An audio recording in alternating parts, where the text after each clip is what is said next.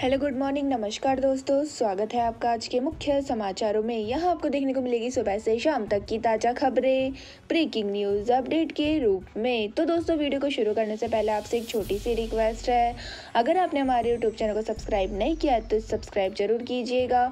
तो चलो दोस्तों, शुरू करते हैं आज के पहले मुख्य समाचार। आसाराम को सजा का ऐलान, गांधीनगर कोर्ट ने रेप केस में माना दोषी, सूरत की महिला ने की थी शिकायत। तो दोस्तों, सूरत की एक महिला से रेप के मामले में आसाराम को आज सजा सुनाई जाएगी। तो दोस्तों, गुजरात के गांधीनगर सेशन कोर्ट ने आसाराम को सोमवार को दोषी करार दिया है। इससे पहले दोस्तों, जोधपुर कोर्ट ने 25 अप्रैल 2018 को आसाराम को यूपी की एक नाबालिग से रेप के मामले में उम्र कैद की सजा सुनाई थी। वही दोस्तों, सोमवार को कोर्ट में आसाराम की पेशी वीडियो कॉन्फ्रेंसिंग के जरिए हुई है। तो दोस्तों, करीब 10 साल पहले आसाराम पर सूरत की एक महिला ने अहमदाबाद के मोटेरा स्थित उसके आश्रम में बार बार दुष्कर्म करने का आरोप लगाया था और इस केस में आसाराम की पत्नी समेत 6 आरोपी थे। वही दोस्तों, कोर्ट ने आसाराम को दोषी माना और आरोपियों में से एक की सुनवाई के दौरान मौत हो गई। वही दोस्तों, कोर्ट ने बाकी 5 आरोपियों को सबूत के अभाव में बरी कर दिया। वही दोस्तों, जानकारी के लिए आपको बता दें कि पुलिस ने इस मामले में जुलाई 2014 में चार्जशीट दायर की थी और केस के अनुसार आसाराम ने 2001 से 2006 के बीच पीड़ित महिला से कई बार दुष्कर्म किया था और महिला तब आसाराम के साथ आश्रम में ही रह रही थी। इसी के साथ दोस्तों, चलते हैं आज के अगले मुख्य समाचार की ओर। कर्नाटक में चुनाव नहीं लड़ेंगे येदियुरप्पा, कहा 80 साल का हूँ, इलेक्शन नहीं लड़ सकता लेकिन 2024 में मोदी सरकार को वापस लाऊंगा। तो दोस्तों, कर्नाटक के पूर्व मुख्यमंत्री BS येदियुरप्पा ने सोमवार को चुनावी राजनीति से हटने का ऐलान किया है और दोस्तों, प्रेस कॉन्फ्रेंस के दौरान उन्होंने कहा कि वे आगामी विधानसभा चुनाव नहीं लड़ेंगे और ना ही भविष्य में उनकी कोई चुनाव लड़ने की इच्छा है। तो दोस्तों, येदियुरप्पा ने कहा कि मैं अभी 80 साल का हूँ, मैं चुनाव नहीं लड़ सकता। हालांकि बाद में उन्होंने साफ किया है कि वह सक्रिय राजनीति में बने रहेंगे। तो दोस्तों, बता दें कि राज्य में मई तक चुनाव होना है और जैसे जैसे चुनाव करीब आ रहे हैं, पार्टी में येदियुरप्पा की अहमियत बढ़ रही है और वे पार्टी के केंद्रीय संसदीय समिति के सदस्य भी है और लिंगायत समुदाय का सपोर्ट उनके साथ है। वही दोस्तों, पूर्व मुख्यमंत्री ने कहा कि मेरा लक्ष्य 2024 में मोदी सरकार को सत्ता में वापस लाना है। इसी के साथ दोस्तों, चलते हैं आज के अगले मुख्य समाचार की ओर। संसद में राष्ट्रपति का अभिभाषण, मुर्मू बोली देश में बिना डरे फैसले लेने वाली सरकार, सर्जिकल स्ट्राइक, आर्टिकल 370 और 3 तलाक का भी जिक्र किया। तो दोस्तों, संसद का बजट सत्र आज शुरू हो गया है और राष्ट्रपति द्रौपदी मुर्मू ने पहली बार संसद के ज्वाइंट सेशन को संबोधित किया। तो दोस्तों, उन्होंने 1 घंटे 2 मिनट तक चले अपने अभिभाषण में कहा कि भारत में मजबूत इच्छा शक्ति वाली सरकार है जो बिना डरे काम कर रही है और इसके लिए राष्ट्रपति ने सर्जिकल स्ट्राइक, आतंकवाद पर शक्ति, आर्टिकल 370 और 3 तलाक का हवाला दिया है। वही दोस्तों, मुर्मू ने सरकार को लगातार 2 बार मौका देने के लिए लोगों का अभाव जताया है और उन्होंने कहा है कि हमें आत्मनिर्भर भारत बनाना है जहां गरीबी ना हो और मध्यम वर्ग वैभव से युक्त हो।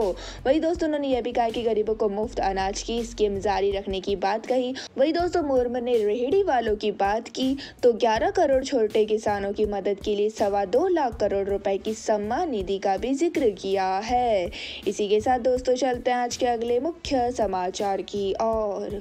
इकोनॉमिक सर्वे सदन में पेश, 2023-24 के लिए GDP 6.5% रहने का अनुमान, बेरोजगारी दर कम होकर 7.2% हुई।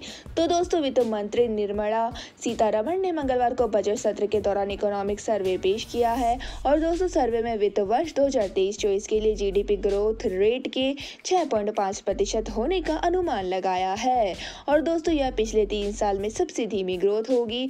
वही नॉर्मल GDP का अनुमान 11% लगाया गया है और FY 2023 के लिए रियल GDP अनुमान 7% है। तो दोस्तों, आपको बता दें कि सर्वे में कहा गया है कि भारत दुनिया में सबसे तेजी से बढ़ती प्रमुख अर्थव्यवस्था बना रहेगा और सर्वे के अनुसार PPP के मामले में भारत दुनिया की तीसरी सबसे बड़ी अर्थव्यवस्था है और एक्सचेंज रेट के मामले में 5वीं सबसे बड़ी अर्थव्यवस्था है। इसी के साथ दोस्तों, चलते हैं आज के अगले मुख्य समाचार की ओर। अडानी टॉप 10 अमीरों की लिस्ट से बाहर। शेयरों में गिरावट से एक हफ्ते में 35.5 बिलियन डॉलर घटी। नेटवर्थ 84.4 बिलियन डॉलर पर आई। तो दोस्तों अडानी ग्रुप के चेयरमैन गौतम अडानी दुनिया के टॉप 10 अमीरों की लिस्ट से बाहर हो गए हैं। और दोस्तों ब्लूमबर्ग बिलियनियर्स इंडेक्स के मुताबिक एक दिन में अडानी को 8 बिलियन डॉलर का नुकसान हुआ। वही दोस्तों 29 जनवरी को उनकी नेटवर्थ 92.7 बिलियन डॉलर थी, जो सोमवार को घटकर 84.4 बिलियन डॉलर पर आ गई। और दोस्तों इससे अडानी इंडेक्स में 11वें स्थान पर वह आ गए हैं। साथ ही दोस्तों जानकारी के लिए आपको बता दें कि एक हफ्ते में अडानी की नेटवर्थ में 35.6 बिलियन डॉलर की कमी आई है और 20 नवंबर 2022 को अडानी की नेटवर्थ 150 बिलियन डॉलर पर पहुंच गई थी और वहां से अडानी की नेटवर्थ अभी 65.6 बिलियन डॉलर नीचे है। इसी के साथ दोस्तों चलते हैं आज के अगले मुख्य समाचार की ओर। विस्तारा की फ्लाइट में महिला ने कपड़े उतारे। इकोनॉमिक टिकट लेकर बिजनेस क्लास में बैठी क्रू मेंबर को पीटा, स्टाफ ने सीट से बांधा।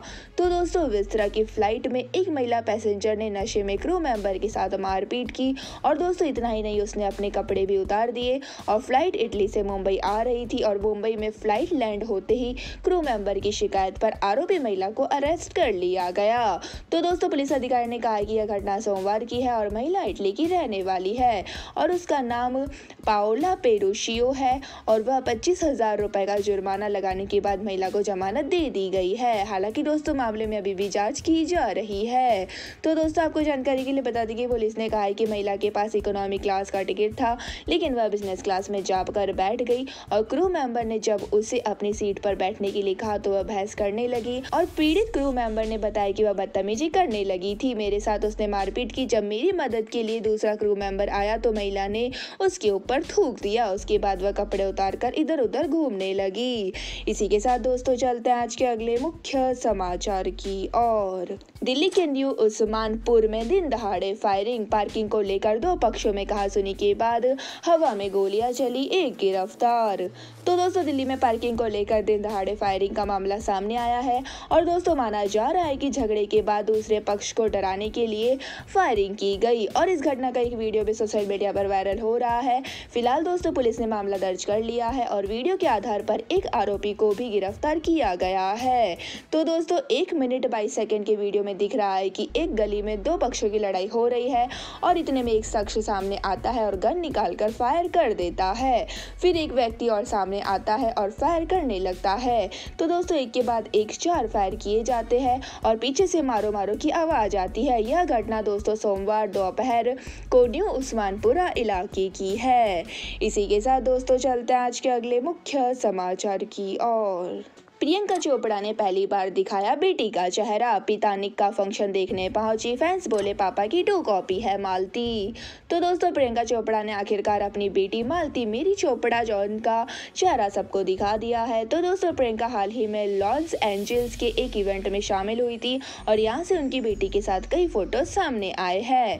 तो दोस्तों इस दौरान मालती व्हाइट टॉप के साथ क्रीम स्वेटर और मैचिंग शॉर्ट्स में बेहद क्यूट लग रही है। इसके साथ ही दोस्तों प्रियंका ने सोशल मीडिया पर Hollywood walk of fame star function के दौरान का एक वीडियो शेयर किया है जिसमें मालती अपनी मां की गोद में मस्ती करती दिखाई दे रही है और वह निक अपनी स्पीच के दौरान बेटी का नाम लेते हैं। ऐसे में प्रियंका मालती को अपनी गोद में खड़ा करके निक की तरफ इशारा करती है।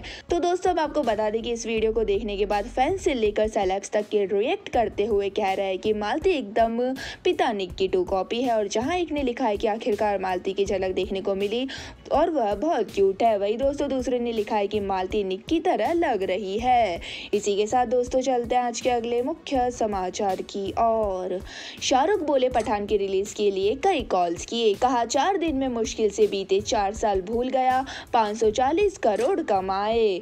तो दोस्तों शाहरुख खान और पठान की पूरी टीम ने फिल्म की सक्सेस के बीच एक प्रेस कॉन्फ्रेंस की और दोस्तों इस दौरान शाहरुख ने कहा है कि इन 4 दिनों में मुश्किल से बीते और 4 साल भूल गया हूँ। पठान के बॉयकॉट को लेकर उन्होंने कहा कि हमने काफी लोगों को फोन किया और उनसे फिल्म को शांति से रिलीज होने की रिक्वेस्ट की। तो दोस्तों दुनिया भर के कलेक्शन को मिला ले तो पठान ने 5 दिनों में 540 करोड़ कमाए हैं। वही दोस्तों इस तरह उसने फिल्म 2.0 का रिकॉर्ड भी ब्रेक कर दिया है। और दोस्तों इस लिस्ट में टॉप पर बाहुबली 2 का नाम है, जिसने वर्ल्ड वाइड ओपनिंग वीकेंड में 845 करोड़ का कलेक्शन किया था।